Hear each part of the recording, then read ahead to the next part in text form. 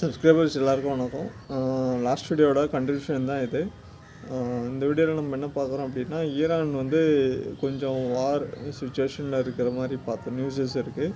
இதனால் வந்து மார்க்கெட் கொஞ்சம் நாளைக்கு என்ன ஆகலாம், கேப் அப் கேப் டவுன் ஆகி ஓப்பன் ஆகலாம், மேக்ஸிமம் டவுன் ஆகி ஓப்பன் ஆகிறதுக்கான சான்சஸ் இருக்கும். ஓகேங்களா? ஸோ இந்த நியூஸஸ் எல்லாம் கொஞ்சம் செக் பண்ணுங்கள்.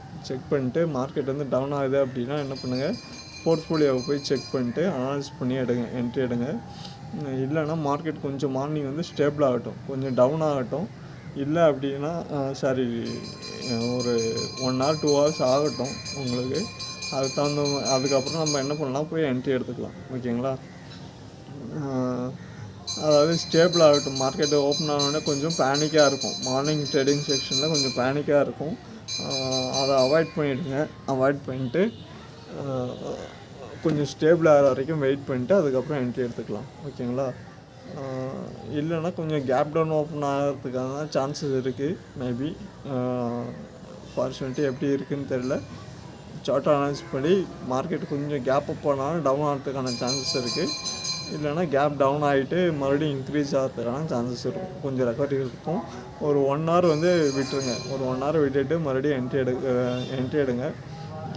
இல்லை ட்ரேடிங் தெரியும், அனாலிசிஸ் பண்ணியிருக்கேன், என்ட்ரி எடுக்க தெரியும் அப்படின்னா, இன்வெஸ்ட்மெண்ட் ஓரியன்டாக தெரியும், நாலேஜ் இருக்குன்னா அப்போ என்ன பண்ணுங்கள், கரெக்டாக என்ட்ரி எடுத்துக்கணும். ஓகேங்களா? இது இல்லாமல் நம்ம அடுத்து என்ன பார்க்குறோன்னா, நிஃப்டி பேங்க் நிஃப்டி பார்த்தாச்சு.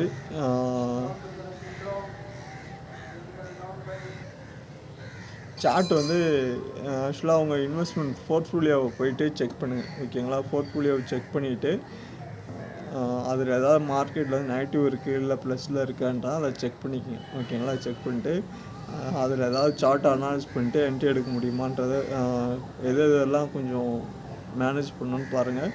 லாங் டைம் வச்சுருக்கீங்கன்னா ஓகே. அதில் லாங் டைம் போகிறீங்கன்னா அந்த ஷேரோட டீட்டெயில்ஸ் எல்லாம் செக் பண்ணி பாருங்கள். ஜஸ்ட் நியூஸஸ் செக் பண்ணி பார்த்துங்க. இல்லை அப்படின்னா என்ன பண்ணுங்கள், வீடியோ வந்து என்ன பண்ணுங்கள், ஆக்சுவலாக சார்ட்டை போய்ட்டு அனலைஸ் பண்ணுறப்போ போர்ட்ஃபோலியோ ஃபுல்லாக உங்களுக்கு ஏதாவது அதில் டவுட் இருக்குது, இன்வெஸ்ட்மெண்ட் ரிலேட்டடாக டவுட் இருக்குது அப்படின்னா அதை செக் பண்ணிட்டு அதில் ஏதாவது அப்டேட் பண்ணுறோன்னா பண்ணுங்கள். இல்லை அப்டேட்னால் ஏதாவது க்ளோஸ் பண்ணுறோன்னா பண்ணுங்கள்.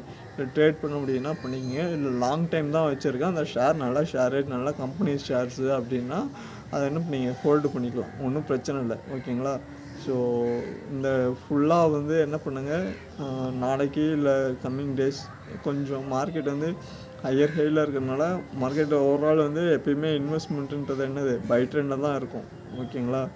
ஸோ அது பிரச்சனை இல்லை.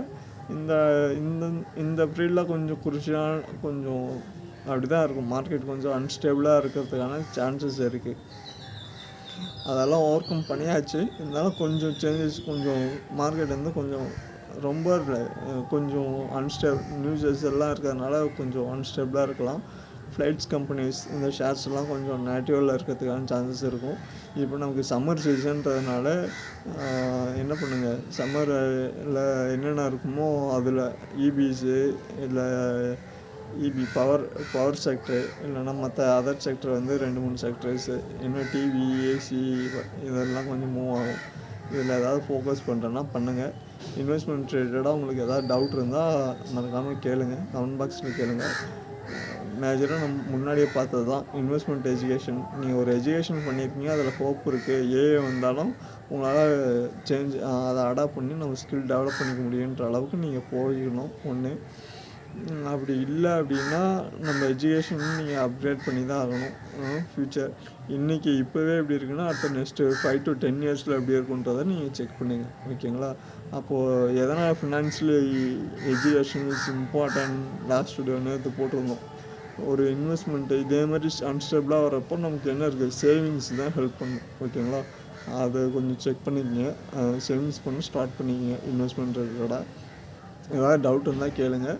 இல்லைன்னா நம்ம பண்ண வேண்டியது என்னென்னா, நாளைக்கு மார்க்கெட்டில் மார்னிங் கொஞ்சம் செக் பண்ணிவிட்டு கொஞ்சம் கூலிங் பீரியட் கொஞ்சம் கொடுத்துட்டு அதுக்கப்புறம் என்ன பண்ணுங்கள், இன்வெஸ்ட்மெண்ட்டு நீங்கள் போர்ட்ஃபோலியோவை செக் பண்ணிட்டு ஏதாவது ஷேர்ஸ் வச்சுருக்கீங்க அப்படின்னா அது போர்ட்ஃபோலியோ சார்ட்ஸ் எல்லாம் செக் பண்ணிட்டு எக்ஸிட் ஆகிடுங்க. ஹோல்டிங் போகிறது போங்க. இல்லை லாங் டைமில் நல்ல ஷேர்ஸ் வச்சுருக்கேன்னா அதை லாங் டைம் மேனேஜ் பண்ணுங்க. ஓகேங்களா? ஸோ ஃபர்தராக ஏதாவது அப்டேட் இருந்தால் டவுட் இருந்தால் கமெண்ட் பாக்ஸ்லேயும் மெயிலுக்கும் கேளுங்க, நான் ரிப்ளை பண்ணுறேன். அதர்வைஸ் வந்து வீடியோ பிடிச்சிருக்கு, ஏதாவது டவுட் இருந்தாலும் கேட்டுட்டு வீடியோ பிடிச்சிருக்கு அப்படின்னா சப்ஸ்கிரைப் பண்ணிங்க. உங்களுக்கு தெரிஞ்சவங்க இருக்காது சஜஸ்ட் பண்ணுறேன்னா சஜஸ்ட் பண்ணுங்கள். அடுத்த வீடியோவை பார்ப்போம். நன்றி, வணக்கம்.